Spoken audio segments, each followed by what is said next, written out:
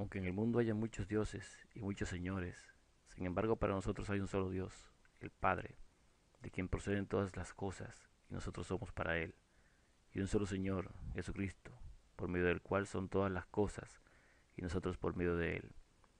Así que saludando en el nombre del único Dios verdadero, nuestro Padre, y en nombre de nuestro Señor, el unigénito Hijo engendrado por este Dios, los saludo y les doy las gracias por permitirme compartir con ustedes estas palabras relacionadas con el mensaje del cuarto ángel que van dirigidas hacia el pueblo con el fin de prepararnos para los eventos que han de ocurrir en lo futuro.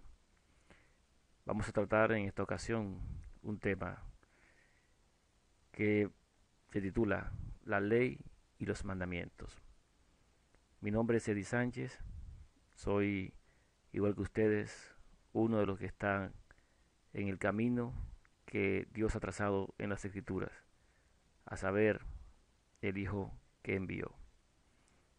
Hoy es 10 de octubre del año 2013.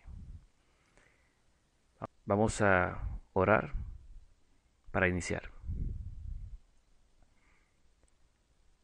Padre de Abraham, Padre de Isaac, Padre de Jacob, Padre de los profetas, Padre de todos aquellos que han creído en el mensaje y en la verdad de vida eterna, en aquel Evangelio eterno que tu Hijo vino a enseñarnos, de aquel Evangelio eterno que fue despreciado en los cielos y que fue despreciado por tu pueblo cuando no reconoce a tu Hijo. Gracias, Padre, por darnos a nosotros en estos días el mensaje de vida eterna expresado en Juan 17:3. Gloria, honra y honor sean dadas a ti, que estás sentado en el trono, y al Cordero, mediante el cual has hecho la propiciación por nuestras faltas y nuestras transgresiones. Te rogamos, oh Dios, que puedas darnos entendimiento a fin de que podamos proceder a caminar por esa vía que tú has establecido, el único camino para llegar a tu persona, sabiendo que el fin del camino eres tú. Gracias por todo, en el nombre sagrado, bendito y santo, de tu Hijo unigénito. Así sea. En esta ocasión, hermanos, vamos a tratar algunos asuntos que tienen que ver con la ley y los mandamientos. Algunas de las cosas ya las tenemos aprendidas, otras serán nuevas para algunos. Pero espero en Dios, mi Padre, que también sea su Padre, y que puedan comprender estas cosas, porque los entendidos entenderán. Por mi parte, entiendo que hablo para aquellos a los cuales Dios les quiere dar el mensaje de vida eterna en última instancia. Vamos a dar inicio diciendo que la verdad, la verdadera libertad, proviene de conocer la verdad. El pecado, hermanos, convierte la libertad en libertinaje, porque nos hace abusar de ella. Necesitamos, por lo tanto, no solo conocer la verdad para ser libres, sino conocer el carácter del que nos da la libertad para no pervertirla y caer en un estado peor al primero. La justicia, mis hermanos, esa justicia perfecta que Dios exige y la ley exige, no provienen del hombre. Es necesario recordar algunos puntos antes de proceder con la libertad, porque debemos velar por tener el fundamento que resiste toda prueba, y cada cual debe saber cómo sobreedifica para no construir sobre la arena. Iniciamos preguntando algo que todos conocemos. ¿Qué es pecado? Y la respuesta está en las Escrituras de una forma muy sencilla. En 1 Juan 3:4 dice: todo aquel que comete pecado infringe también la ley, pues el pecado es infracción de la ley. Quizás no nos hemos detenido a revisar la expresión que aquí se encuentra en amarillo, infringe también la ley. La palabra también significa que hay algo más que se infringe, que llega a ser pecado. Entonces, si el pecado es infracción de la ley y hay algo más todavía que es pecado, que no solamente es la infracción de la ley, debemos saber qué es, porque aquí establece claramente, y repito, todo aquel que comete pecado infringe también la ley, pues el pecado es infracción de la ley. Eso significa que antes de la ley había pecado. En Romanos 5:13 nos dice, pues antes de la ley había pecado en el mundo, pero donde no hay ley, no se inculpa de pecado. ¿Cómo es posible esto? Antes de la ley había pecado, y me dicen que el pecado es infracción de la ley. Pero recordemos, dice también, o sea, hay algo más que también es pecado, y no necesariamente es la ley. Eso significa que hay tipos de pecado. Hay pecado por infracción de la ley y hay pecado por violentar o violar algo más, y debemos conocerlo. En 1 Juan 5:16 dice, si alguno viera a su hermano cometer pecado que no sea de muerte, pedirá, y Dios le dará vida. Esto es para los que cometen pecado que no sea de muerte. Hay pecado de muerte, por el cual yo no digo que se pida. Toda injusticia es pecado, pero hay pecado no de muerte. De esto podemos sacar la conclusión de que efectivamente hay algo más que no es solamente violar la ley que llega a ser pecado. Y eso algo más que llega a ser pecado es mucho más terrible que violar la ley, porque el que viola la ley definitivamente tiene que morir. Pero aquí establece que hay un pecado que es de muerte y un pecado que no es de muerte. Y en este punto se está refiriendo exclusivamente a el pecado imperdonable. Un pecado que no tiene perdón y que conlleva a una muerte, no la que experimentamos actualmente, sino la muerte eterna. A eso se refiere esta cita. Hay un pecado que es de muerte eterna y un pecado que no es para muerte eterna. De todas formas, toda injusticia es pecado. Ese es el resumen de lo que es el pecado, toda injusticia. Por lo cual, vamos a ver cómo podemos entender esto de que hay pecado que no es de muerte, si en Romanos 6:23 nos dice que la paga del pecado es muerte. ¿Por qué razón no se establece aquí que la paga de un tipo de pecado es muerte y otra no? Porque todo pecado conlleva a muerte, solo que hay uno que es de muerte eterna y otro, la que estamos experimentando actualmente. Hay muchas personas que clasifican los pecados de otra manera. Pecado por omisión, pecado de lujuria, pecado de distintos tipos. Sin embargo, todos esos pecados se resumen en un solo tipo de pecado.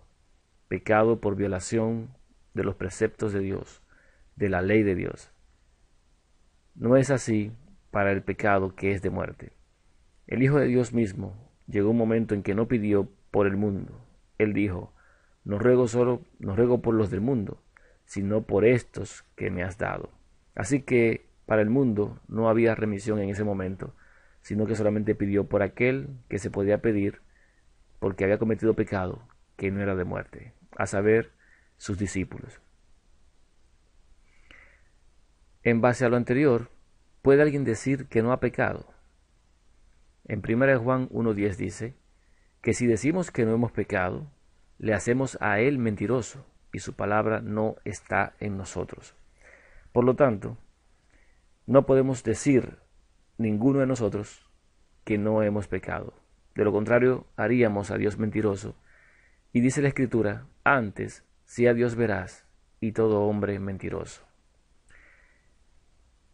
La razón de por qué morimos debemos conocerla. En Romanos 6:23 nos dice que morimos porque la paga del pecado es muerte.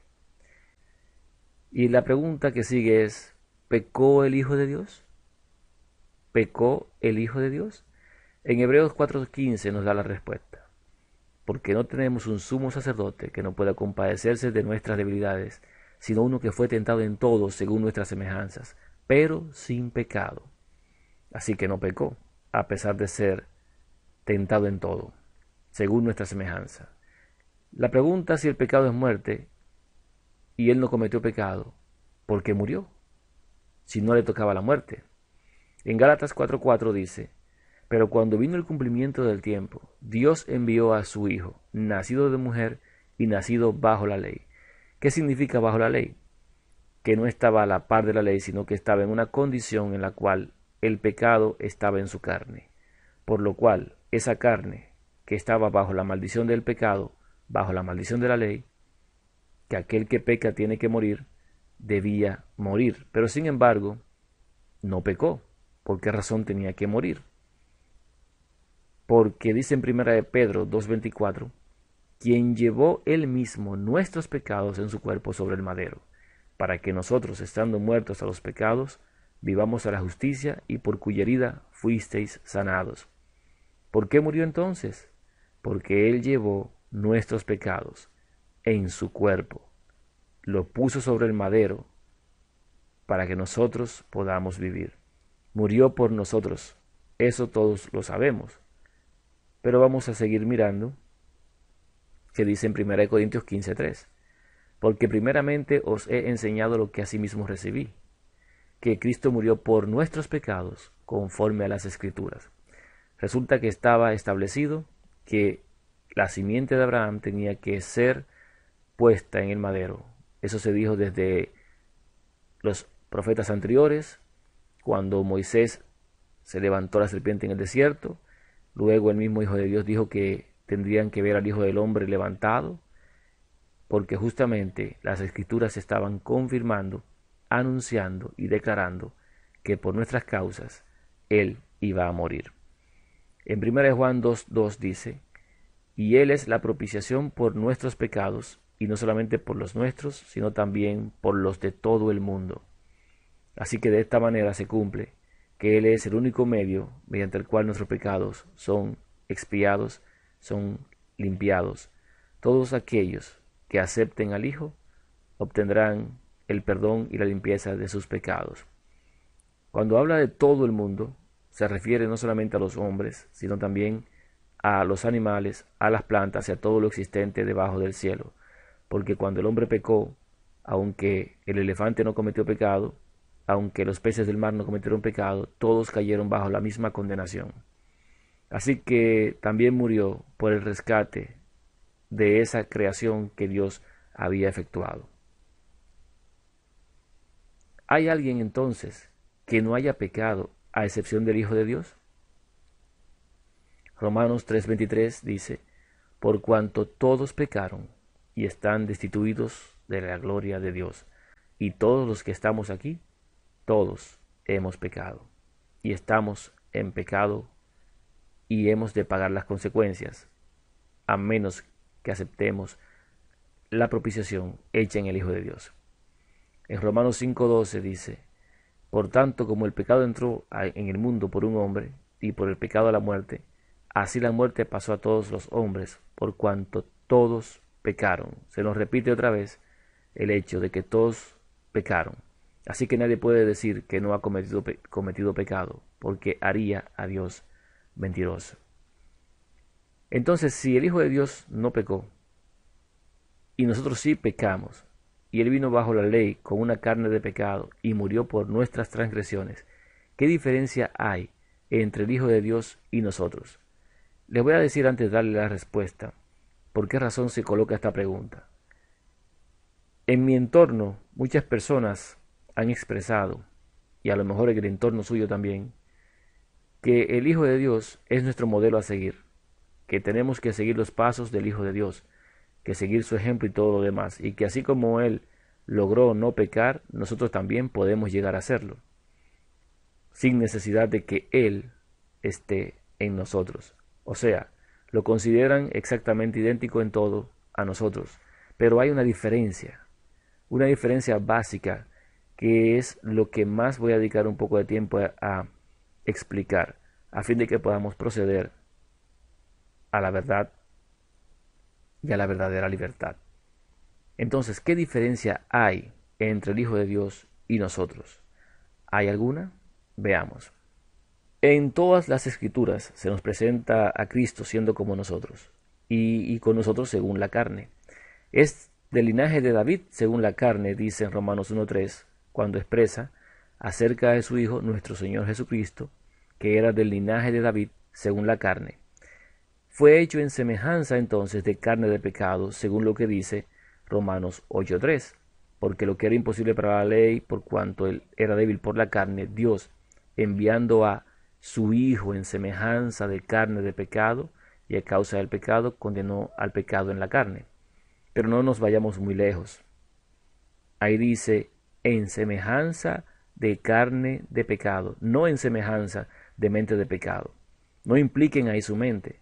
Su carne fue nuestra carne, pero su mente era la mente del Hijo de Dios. Por lo tanto, dice la Escritura, haya pues en vosotros este sentir, mente, que hubo también en Cristo Jesús. Cuando habla de ese sentir, realmente está hablando de su mente, de su forma de pensar, de su accionar en el pensamiento. De eso es de lo que está hablando. Pero si es que él hubiera tomado nuestra mente, si hubiésemos tenido nosotros, él como Hijo de Dios y nosotros como seres humanos caídos, la misma mente, ¿cómo se nos podría haber exhortado, según este versículo, a que hubiera en nosotros la mente que hubo en Cristo? No se supone que ya la habríamos tenido, pero ¿cuál es la clase de mente que tenemos?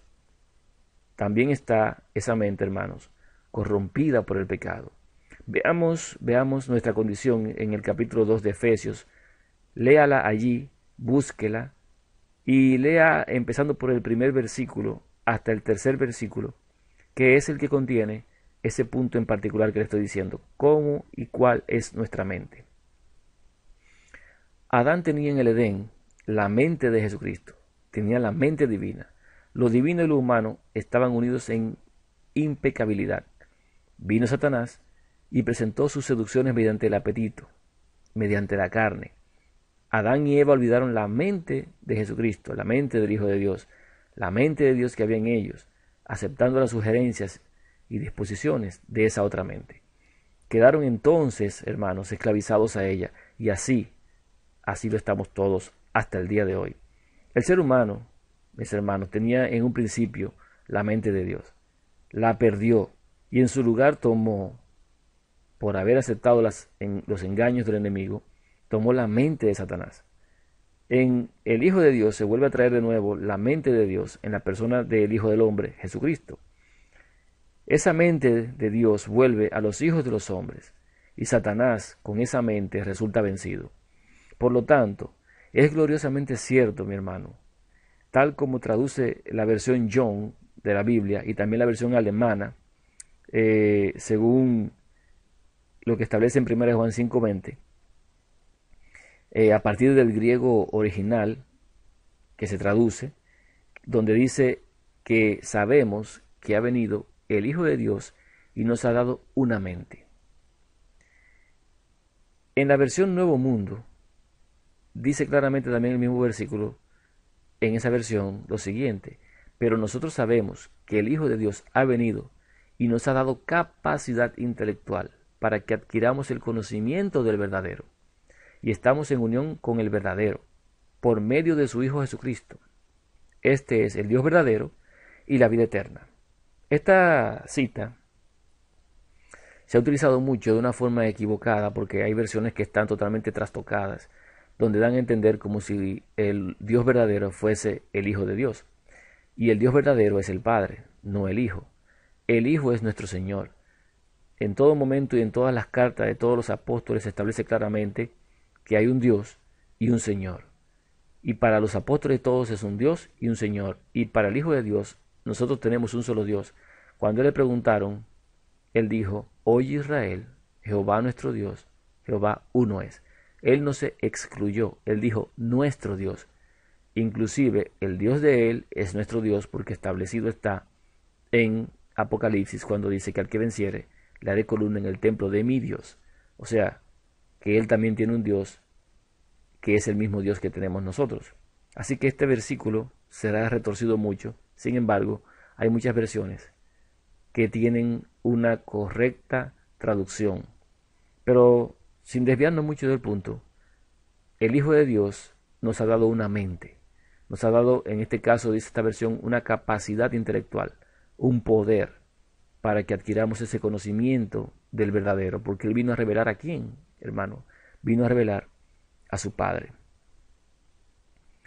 Entonces, Si leemos la última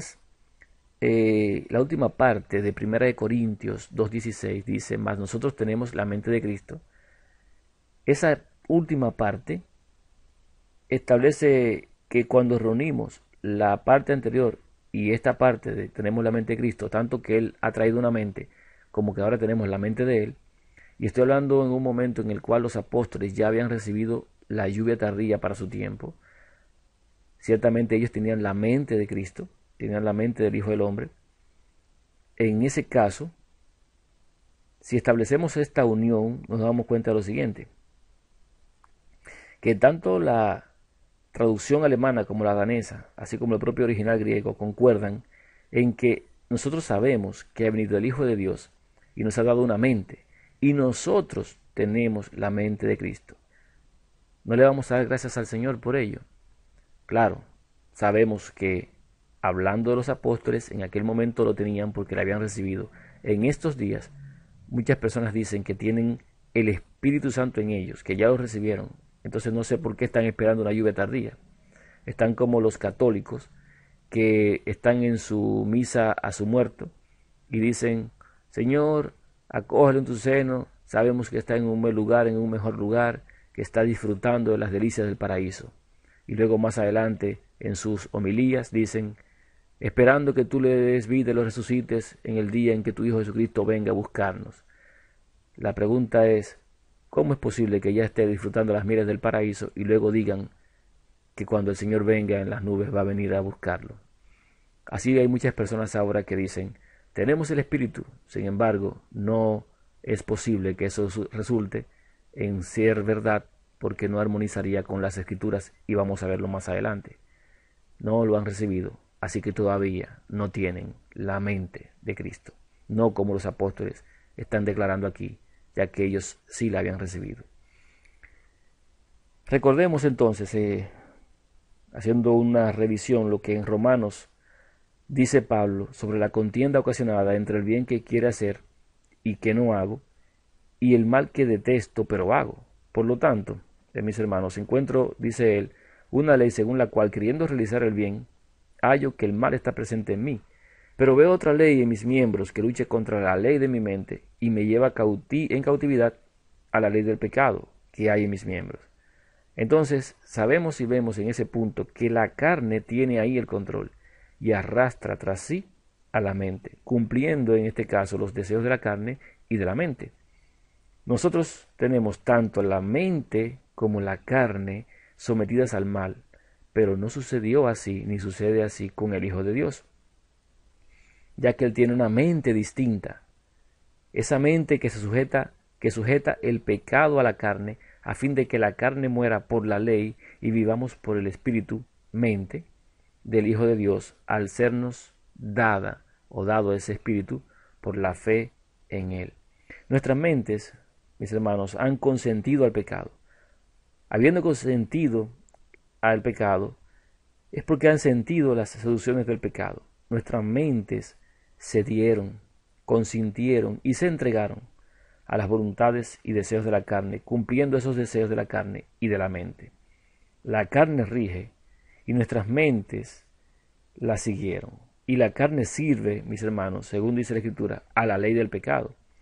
Cuando es la mente de Cristo la que rige, cuando esa mente viene a nosotros, se sirve entonces a la ley de Dios. Pero dado que nuestras mentes sucumbieron, cediendo al pecado, vinieron a ser pecaminosas y débiles. Son dominadas por el poder del pecado en la carne. La carne del Hijo de Dios, como sabemos, como vino en semejanza de carne de pecado, fue nuestra carne. Y en ella había, en esa carne del Hijo de Dios había, todo aquello que hay en la nuestra. Todas las tendencias al pecado que hay en nuestra carne estuvieron en la suya, atrayéndole para que consintiera en pecar. Si su mente hubiera consentido al pecado, se habría corrompido y habría albergado pasiones como las nuestras. En tal caso, habría sido el Hijo de Dios un pecador, habría caído en total esclavitud y nosotros nos habríamos perdido y todo se habría perdido. Sabiendo esto, hay que preguntarse entonces, ¿dónde comienza la tentación? La respuesta es clara, la tentación empieza en la carne. Satanás alcanza la mente mediante la carne. Y Dios, a diferencia, alcanza la carne mediante la mente. Satanás es el que controla la mente mediante la carne. El campo de batalla en el que se obtiene la victoria está entonces en el límite entre la carne y la mente. La lucha tiene lugar en la esfera del pensamiento nuestro. Quiero decir que la batalla contra la carne tiene lugar y también la victoria en el campo del pensamiento. Por lo tanto, Jesucristo vino en una carne como la nuestra, pero con una mente que mantuvo su integridad en contra de toda tentación, de toda seducción al pecado, una mente que jamás, hermanos, consintió en pecar, ni en la más mínima sombra concebible del pensamiento. El apetito dominó, esclavizó nuestra mente. Esa es la mente carnal y es enemistad contra Dios. No se sujeta a la ley de Dios, no puede. Proviene de Satanás. En Jesucristo resulta destruida mediante la mente divina que Él trajo a la carne. Mediante esa mente divina sometió la enemistad y la mantuvo en sumisión. De esa forma condenó al pecado en la carne. Por lo tanto, esa es nuestra victoria. Nuestra victoria está en Él. Y todo depende de esa mente que hubo en Él.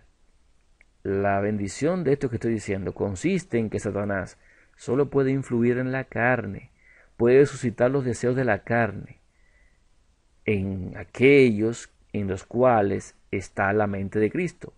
No es nuestro caso, claro. Nosotros tenemos la mente de Satanás y tenemos la carne dominada por Satanás. Tenemos todo en contra. No hay manera. Hago un paréntesis. El Hijo de Dios no vino por el método natural por el que viene el hombre, en el sentido de que fuese por una relación marital de un hombre común bajo pecado con una mujer también bajo pecado. El nacimiento de él fue de otra manera. Fue él mismo en su forma divina, según Lucas 1:35, quien entró en un cuerpo, según 1 Corintios 11:10, que el Padre le preparó. En ese cuerpo que el Padre le preparó, estuvo la vida que nos fue manifestada. Por lo tanto, no vino por la mente de un hombre, no vino por voluntad de hombre, sino que vino por voluntad de Dios, por la mente de Dios. Vino directamente, el Padre lo introdujo según Hebreos 1:6. Dice que el cual cuando introduce el primogénito del mundo dice adórenle todos los ángeles de Dios. Así que no podemos nosotros comparar el accionar del Hijo con la mente que Él trajo para darnos a nosotros, mediante la cual Él venció, con la mente que tenemos nosotros, que ya hace rato está vencida por el pecado. Nuestra debilidad es patente delante del pecado. Es imposible agradar a Dios en nuestra condición sin la presencia de esa mente que el Hijo vino a traernos. Entonces, por esa causa es que los que somos como nosotros, o nosotros sin la mente del Hijo de Dios, nos entregamos a las obras de la carne a pesar de querer otra cosa, y ese querer lo pone Dios también, pero nos dice claramente que no podemos. Eso vamos a tener que verlo más adelante para que no se entienda mal. Los que son del Espíritu, en este caso de la mente del Hijo de Dios, lo que la tienen, se ocupan de las cosas del Espíritu, porque esa mente los guía al Espíritu. Y si alguno no tiene, dice la Escritura, el Espíritu de Cristo, no es de él. Estamos hablando de los apóstoles que recibieron esa lluvia tardía de Pentecostés y llegaron a tener las primicias de esa mente. Ellos son los que se expresan de esta manera. Por lo tanto, es evidente que Cristo vino al mundo para traernos esa mente. No obstante, ese ser divino, cuando estuvo en carne pecaminosa, no manifestó nunca ni una partícula de su yo divino, al resistir en esas ocasiones las tentaciones que había en esa carne que él tenía en semejanza de pecado como la nuestra, sino que ese Hijo de Dios se despojó, se vació de sí mismo. Dice la Escritura, haya pues en vosotros este sentir, mente, que hubo también en Cristo Jesús, quien se vació de sí mismo. En nosotros debe haber esa mente, a fin de que podamos ser vaciados de nuestro yo, puesto que no podemos hacerlo por nosotros mismos. O sea, nada, excepto la divinidad, puede efectuarlo. Se trata de algo infinito. Inclusive la Escritura habla y dice que para los hombres es imposible, para Dios es posible, porque Él sí puede hacer eso posible en nuestra vida por una simple cosa, que es de lo que más vamos a hablar. Eso de lo que vamos a hablar es la última etapa del mensaje, o la penúltima etapa, mejor dicho, del mensaje del cuarto ángel en el proceso de salvación de Dios. De eso se va a tratar estos temas. Esto solamente es una introducción para comprender nuestra situación a fin de que procedamos a la libertad y lleguemos al conocimiento que nos dará plena confianza para la vida eterna. Entonces, si tenemos que tener esa mente y no podemos hacer nada por nosotros mismos, ya que nada excepto la divinidad puede efectuarlo, preguntamos. Pero antes de preguntar, digamos que la ley, en este caso, sabiendo que hay una diferencia ya entre el Hijo de Dios y nosotros, ¿podía la ley darnos esa mente necesaria para guardar la ley, para guardarla a ella misma? Porque aquí en Romanos 8:1-3 nos dice que no. Dice, porque lo que era imposible para la ley, por cuanto era débil por la carne, Dios enviando a su Hijo en semejanza de carne de pecado y a causa del pecado, condenó al pecado en la carne, a fin de que la carne muera. Es lo que se establece en la Escritura. Entonces, para la ley, ¿era posible darnos esa mente? No, no era posible, porque la ley no vino a traernos esa mente.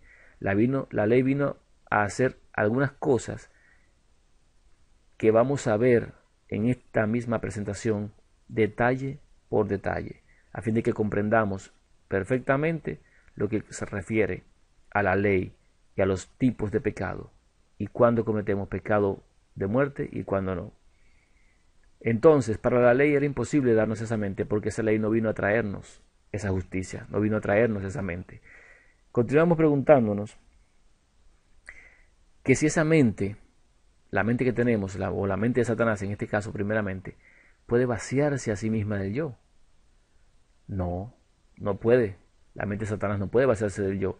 Ahora la pregunta también es, ¿puede la mente que hay en nosotros, esa mente del yo, heredada de Satanás, vaciarse a sí misma del yo? No puede. Entonces, de ninguna manera puede. El yo no lo puede realizar uno mismo. Eliminarlo no es posible. Jesucristo, el Eterno, ese Hijo de Dios, vino en su divina persona en esta misma carne nuestra y no permitió nunca que su poder divino, o sea, su yo personal, se manifestara en su lucha contra esas tentaciones, seducciones y atracciones de la carne. ¿Qué fue entonces lo que venció al pecado allí, guardándolo de pecar? ¿Saben qué fue? Fue el poder de Dios, el Padre, el que lo guardó. ¿Y en qué nos afecta eso a nosotros? En esto, mis hermanos, en que no podemos vaciarnos por nosotros mismos, pero su divina mente viene a nosotros y por ese poder divino podemos ser vaciados de nuestro yo depravado. Por la mente de Jesucristo cuando viene a nosotros y nos guarda del poder de la tentación. Así, Cristo, vaciándose de su yo divino, de su yo justo, nos trae el poder por medio del cual somos vaciados de nuestro yo depravado. Es así y de esa manera como abolió en su carne la enemistad e hizo posible que esa enemistad fuera destruida entre ustedes, en ustedes y en mí con relación al Padre. Ahora les pregunto, ¿no dependió Cristo de Dios para que lo guardara? ¿No dependió Cristo de Dios para guardar esa ley? Y la respuesta es que definitivamente y efectivamente eso es lo que estoy diciendo. Ese es el punto principal de todo este asunto, que Cristo dependió en todo tiempo del Padre. El propio Cristo, que hizo los mundos, dependió de su Padre. ¿Qué dice la Escritura en Juan 8:28? Les dijo, pues Jesús, cuando hayáis levantado al Hijo del Hombre, entonces conoceréis que yo soy, y que nada hago por mí mismo, sino que según me enseñó el Padre, así hablo. El enemigo ha hecho tantas trampas y tantas cosas que hasta ha dicho que cuando caminó sobre el mar o sobre el agua, lo hizo por su propio poder. Pero Pedro lo hizo también y no fue por su propio poder. También dicen que cuando él vio a Natanael debajo de la higuera, eso utilizó su poder divino. Sin embargo, cuando Elías vio a Giesi que iba con Naamán, le dijo cuando regresó, ¿no estaba mi corazón contigo cuando tú fuiste a pedir esas cosas? O sea, también Elías tenía que haber sido un ser divino y haber ejercido su poder. Sin embargo, no fue así. La fuerza que tuvo Sansón, la sabiduría de Salomón, todas esas cosas son producto justamente de alguien obrando en un ser humano. Y ese alguien es Dios obrando en las personas. En este caso, hablando del Hijo de Dios, esas cosas que el Hijo hizo, claramente declaradas, dijo, no las hago yo, las hace el Padre en mí. Yo nada hago de mí mismo. Y también nos dijo a nosotros, para que lo sepamos, sin mí nada podéis hacer. Ahora bien, el propio Cristo, ese que estuvo en nuestra carne pecaminosa, ese que creó los mundos por voluntad del Padre, en esa carne que Él tomó, ese mismo Hijo de Dios, en su divina presencia todo el tiempo, nunca permitió que Él mismo, su divinidad, se manifestase como un poder de sí mismo, ni tampoco efectuó por sí mismo ninguna de esas obras que presentó. Él mantuvo su yo sometido. Cuando le sobrevinieron esas tentaciones, él podría fácilmente haberlas aniquilado todas ellas, mediante el justo ejercicio de su yo divino. Pero de haber obrado así, habría significado nuestra ruina. Si hubiera hecho valer su yo, si hubiera permitido que se manifestara incluso en justicia, habría significado nuestra ruina. Puesto que nosotros, hermanos, que no somos otra cosa que maldad, no habríamos tenido nada delante de nosotros como ejemplo que no fuera la manifestación de el yo. Despleguemos como un ejemplo a seguir la manifestación del yo, incluso en justicia divina, ante seres humanos que son rematadamente pecadores, y no estaremos consiguiendo más que confirmarnos aún más en el egoísmo y la maldad. Por lo tanto, a fin de que pudiéramos ser liberados de nuestro yo depravado, el ser divino, ese santo, mantuvo sujeto, sometió, se vació de toda manifestación de su yo justo, cumplió así el objetivo y lo cumplió anonadándose a cada instante y encomendando todo en las manos del Padre, a fin de que lo guardara de esas tentaciones. Venció mediante la gracia y el poder del Padre, quien vino a él en razón de su fe, por haber creído en él y por haberse vaciado de sí mismo, permitiendo que el Padre obrase por medio de él. Nosotros tenemos que hacer lo mismo. El Hijo de Dios dijo que cosas mayores que esta ustedes harán, porque yo voy al Padre. Ciertamente Él iba para que el Padre enviara de vuelta esa mente que Él había forjado, que Él había mantenido con ella en sujeción el pecado en la carne. Y por esa causa, todos aquellos que mueren con la fe en el Hijo de Dios tienen la esperanza de la vida eterna. Y la tienen asegurada si permanecieron fieles hasta el final, por esa misma promesa. El Verbo eterno, entonces, ese Hijo de Dios que consintió en hacerse carne, se hizo hombre. Pero, ¿qué soy yo, hermanos? ¿Qué son ustedes? ¿Qué somos nosotros? Eso que somos nosotros fue lo que Él se hizo. Él se hizo nosotros. Y Dios con Él es Dios con nosotros. Pero aún descendió más de ser como nosotros. Y uno dirá, pero ¿y cómo fue que descendió más? ¿Aún más? Pues sí, se humilló también como hombre, se hizo siervo de todos nosotros, de forma que nosotros pudiéramos humillarnos ante Dios.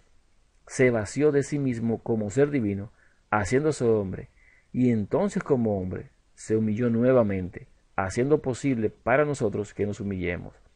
Todo eso a fin de que pudiéramos ser salvos.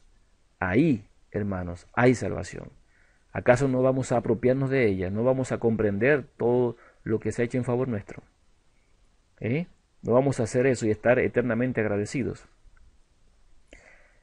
¿Cuán bajo teníamos que estar en nuestra caída siendo que para elevarnos de nuestra contaminación moral, Cristo tuvo que dar paso tras paso, descendiendo más y más, hasta que no quedó mayor profundidad a la cual descender. Piensa en eso y vea hasta qué profundidad nosotros habíamos caído.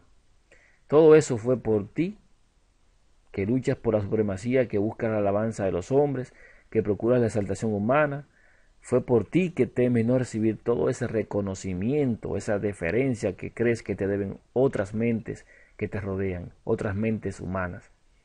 Es eso que estamos pidiendo y que estamos exigiendo en el mundo, semejanza con Cristo. Es buscar la supremacía, el primer lugar, cuando el mismo Hijo de Dios dijo, miren, en el mundo unos se enseñorean de otros, pero entre ustedes no va a ser así. El que quiera ser el mayor será siervo de los demás. Entonces, ¿cómo es posible que aún dentro de estos grupos, dentro de las reuniones que tenemos, hay personas que quieren que se les reconozcan el esfuerzo que están haciendo, el trabajo que están desarrollando, cada cosa que hacen hay que celebrársela? Y si no se le dice, qué bien hermano, qué bien lo hiciste, se airan, se incomodan, toman odio contra las personas que están alrededor porque no reconocen su esfuerzo.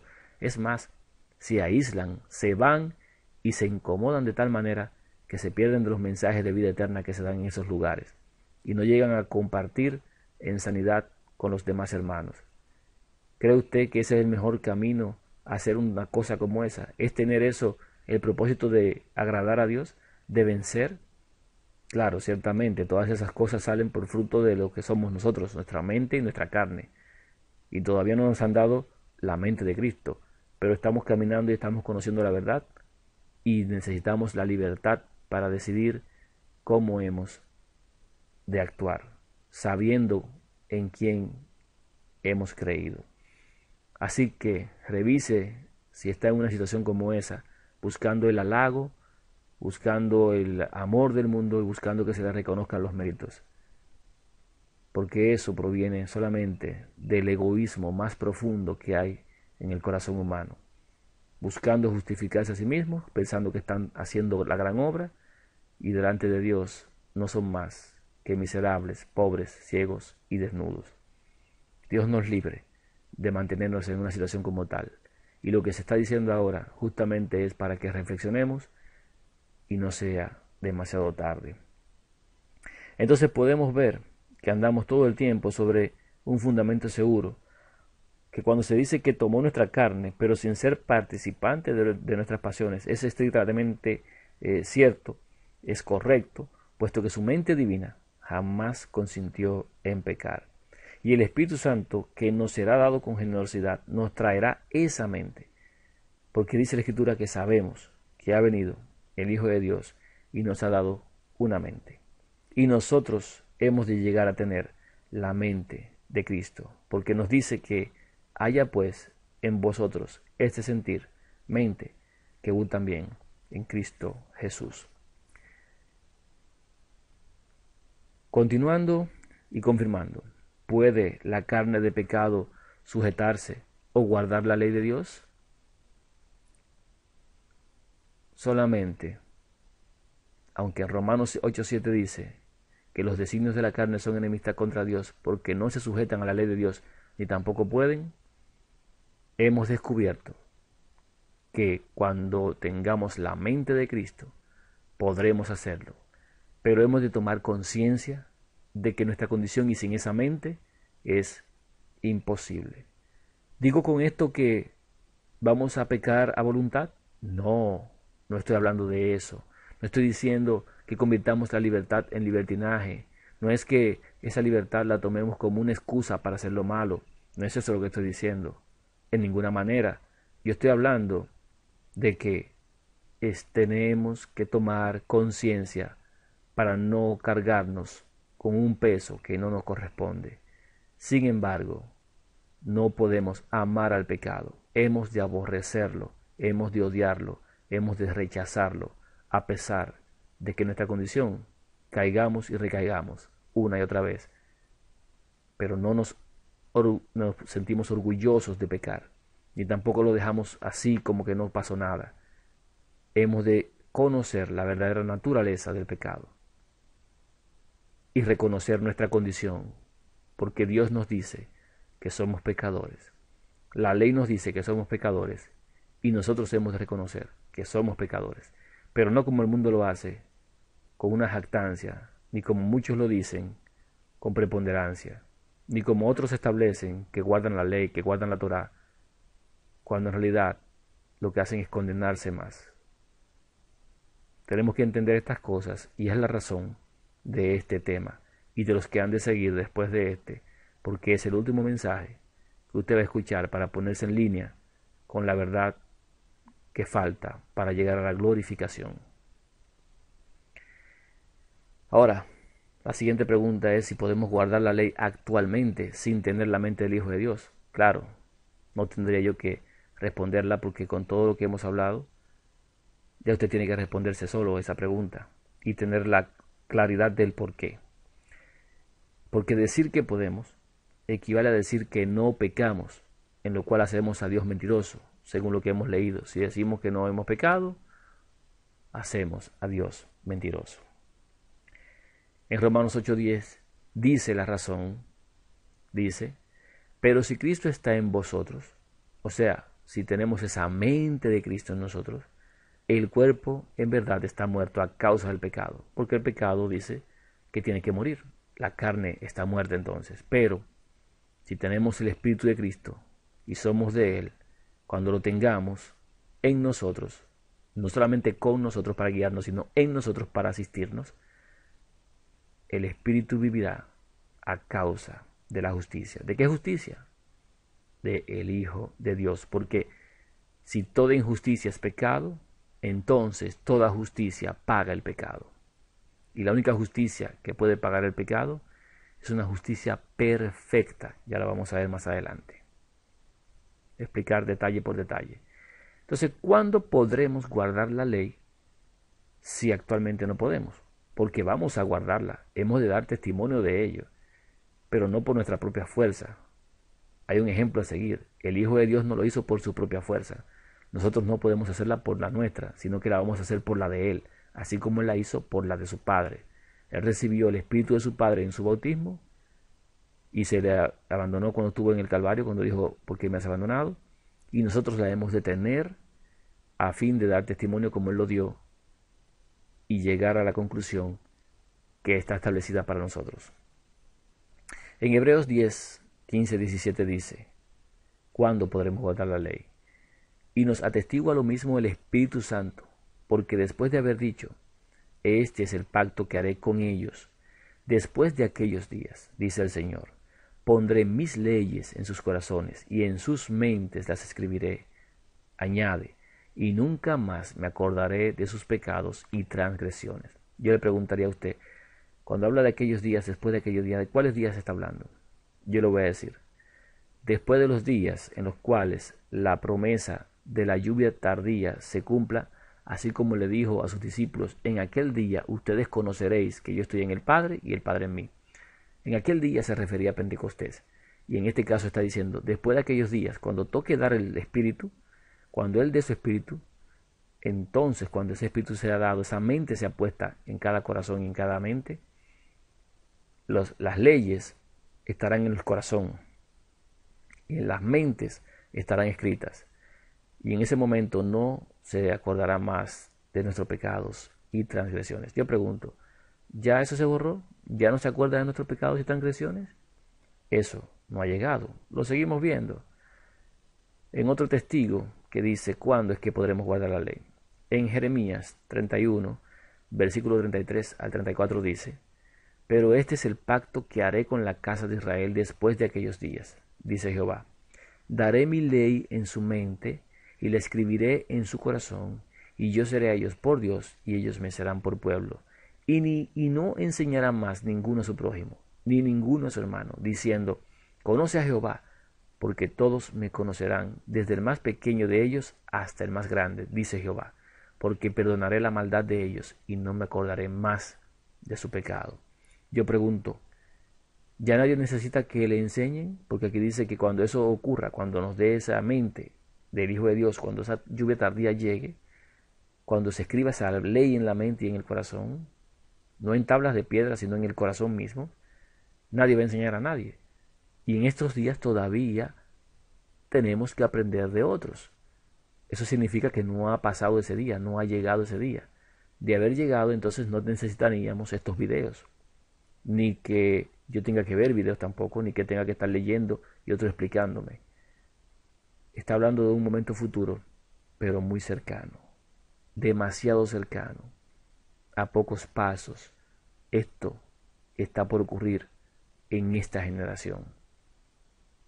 ¿Estamos conscientes de ello? Todavía no ha ocurrido. Así que alguno dice que no necesita aprender, que ya no necesita nada más, que ya no le hace falta nada, que ya lo sabe todo. Se ha convertido en un laodicense y será vomitado. ¿Quién es entonces el que hará que guardemos la ley? ¿Quién es que hará que esto sea posible? En Ezequiel 36:27 dice lo mismo. Y pondré dentro de vosotros mi espíritu, y haré que andéis en mis estatutos, y guardéis mis preceptos, y los pongáis por obra. Es Dios quien va a poner el espíritu dentro de nosotros. Y es Él el que va a hacer que nosotros andemos en sus leyes y estatutos y preceptos. No somos nosotros. Nadie podrá jactarse de decir, yo guardo la ley. Nadie, sino que todos dirán, nada hago de mí mismo, sino que así como el Padre ha ordenado, así hago.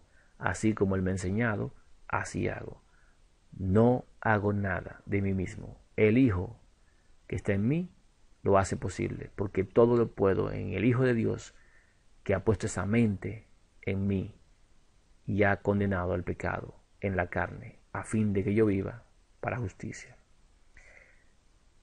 Si todo lo anterior es cierto, usted se preguntará, ¿por qué hay citas que parecen decir lo contrario de lo que estoy diciendo? Hay citas que dicen que nosotros actualmente tenemos que hacer algo y podemos hacerlo. Y eso es lo que dice en Juan 14:15, por ejemplo. Si me amáis, guardad mis mandamientos. Y no tenemos su mente, pero nos manda a guardar sus mandamientos. Interesante. Eclesiastés 12:13 dice, el fin de todo el discurso oído es este, teme a Dios y guarda sus mandamientos, porque esto es el todo del hombre.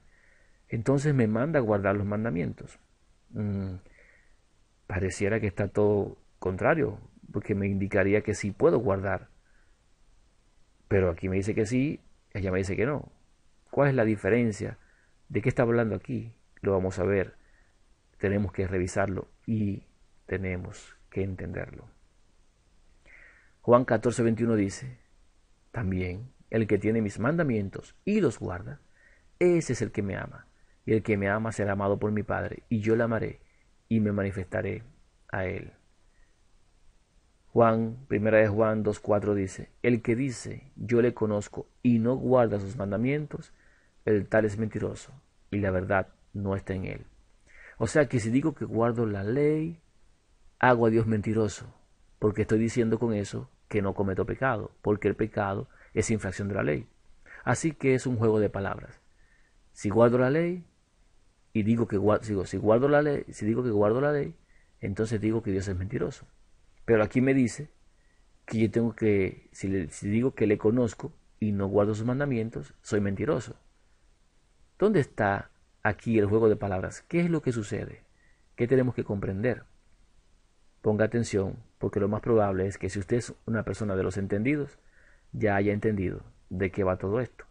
Claro, es sencillo para los que son hijos de Dios, porque los que son de Dios, la voz de Dios oyen. Otra cita que podría parecer decir lo contrario es 1 Juan 3:24 que dice, y el que guarda sus mandamientos permanece en Dios y Dios en él. Y en esto sabemos que Él permanece en nosotros, por el Espíritu que nos ha dado.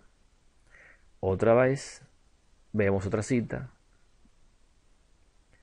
1 Juan 3:22 dice, y cualquiera cosa que pidiéramos la recibiremos de Él, porque guardamos sus mandamientos y hacemos las cosas que son agradables delante de Él.